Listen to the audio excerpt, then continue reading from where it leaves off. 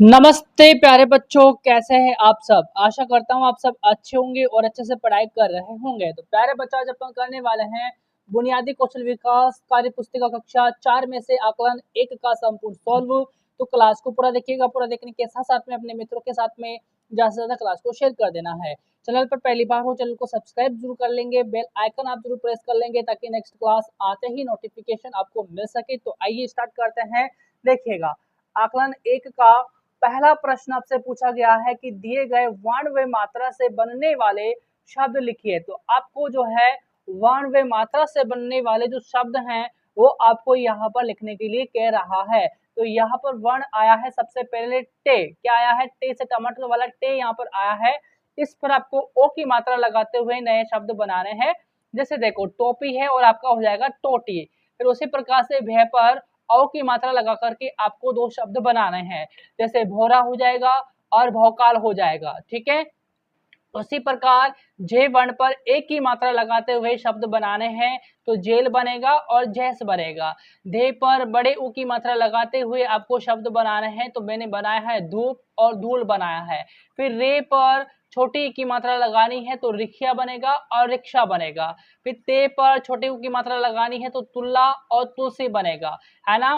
फिर पे पर बड़ी की मात्रा लगानी है तो यहाँ पर बन जाएगा पीला और पीता बन जाएगा। ने पर अंग की मात्रा लगाते हुए शब्द आपको बनाने हैं तो अंगूर और लंगूर बन जाएगा। ओके, तो इस तरीके से वर्ण में मात्रा से बनने वाले शब्द आपको लिखने हैं।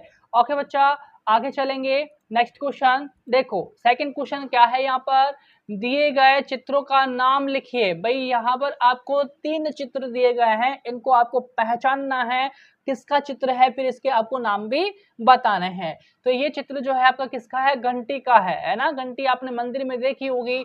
और यहाँ पर क्या एक फवारा है ना। यहाँ से पानी जो है झरने की तरह गिर रहा है, यानी कि ये फवारा हो जाएगा। तो यहाँ पर आप लिखोगे फवारा। ये क्या है? षटकोण है। क्या है बच्चा? षटकोण है। तो यहाँ पर आप लिखोगे षटकोण। नेक्स्ट क्वेश्चन अगला देखो, क्वेश्चन नंबर 3 है। यहाँ पर क्या है? क्वेश्चन नंबर 3, पढ़कर समझिए वे लिखिए। आपको पढ़ करके समझना है, फिर यहाँ पर आपको लिखना है। ठीक है, देखो, लव कुश में एक क्षेत्रीय के सभी गुण विद्यमान थे, है ना। लव कुश में एक क्षेत्रीय के सभी गुण विद्यमान थे। छोटी सी अवस्था में वे शस्त्र चलाना सीख गए थे। बाण चलाने में तो वे बहुत ही निपुण थे और उनका निशाना भी अचूक था। वे बड़े वीर और साहसी थे। गुरु वाल्मीकि उन्हें नित्य रामायण की कथा सुनाया करते थे। यानी कि गुरु जो वाल्मीकि है इनके लव कुश के, ये इनको नित्य यानी रोजाना रामायण की कथा सुनाया करते थे। ठीक है, उन्होंने रामायण कथा कंठस्थ कर ली, है ना। उन्होंने क्या कर ली थी? रामायण कथा को कंठस्थ कर लिया था, है ना। रामायण की कथा का गायन करना, गुरु आज्ञा का पालन करना और अन्य मुनि शिष्यों के साथ खेलना उनका नित्य कर्म था। अब देखो, यहाँ पर पहला प्रश्न पूछा है कि लव कुश में क्षत्रिय के कौन कौन से गुण विद्यमान थे। बताओ भाई, कौन कौन से गुण यहाँ पर विद्यमान हो जाएंगे। यहाँ पर विद्यमान है,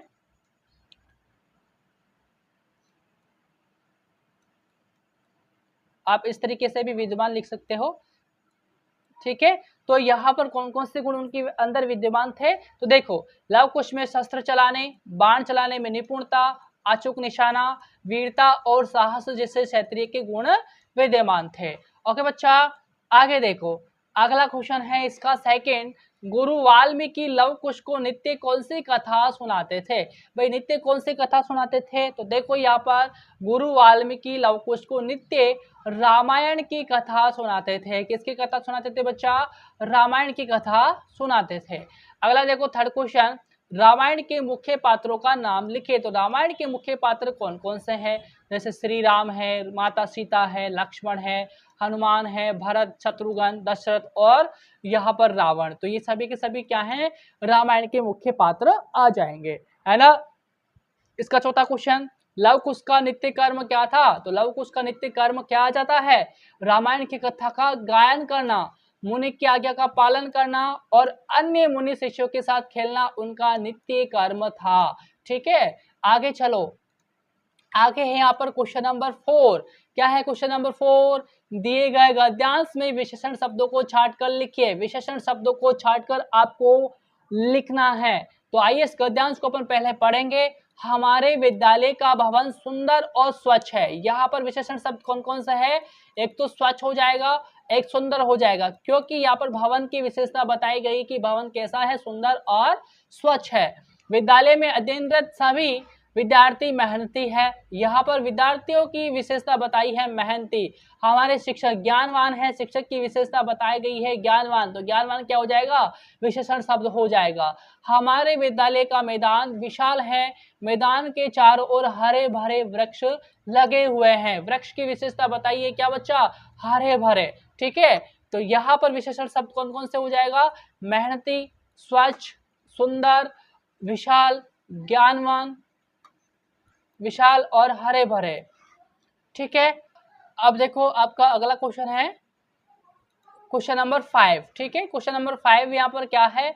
नीचे दिए गए शब्दों का समान अर्थों वाले शब्दों से मिलान कीजिए। तो समान अर्थों वाले शब्दों से आपको मिलान करना है, तो आइए मिलान अपन करेंगे। देखिएगा यहाँ पर अपन मिलान करते हैं। देखो समान अर्थ वाले शब्दों से, चलिए तो पृथ्वी का मिलान किससे हो जाएगा? धरती से हो जाएगा, है ना। फिर बादल का मिलान हो जाएगा मेघ से, मेघ से नहीं होगा, जलद से होगा। किससे होगा? बादल का मिलान हो जाएगा जलद से। ठीक है, हवा का मिलान पवन से हो जाएगा, सूर्य का मिलान बेटा से हो जाएगा, और चंद्रमा का मिलान शशि से हो जाएगा। तो यहाँ पर आपको मिलान करना है। क्वेश्चन नंबर 6 देखेंगे। दिए गए चित्र पर 4 वाक्य लिखिए। तो आपको यहाँ पर एक चित्र दिया गया है, चित्र की ओर अपन चलेंगे। देखो चित्र यहाँ पर है ये वाला, तो इस पर आपको 4 वाक्य लिखने हैं। तो पहला वाक्य, चित्र में बच्चे झेब्रा क्रॉसिंग से सड़क पार कर रहे हैं। सेकंड वाक्य लिखोगे, सड़क के किनारे एक ट्रैफिक लाइट लगी हुई है ना। थर्ड वाक्य लिखोगे, सभी बच्चे बहुत खुश दिख रहे हैं और एक दूसरे का हाथ पकड़े हुए हैं।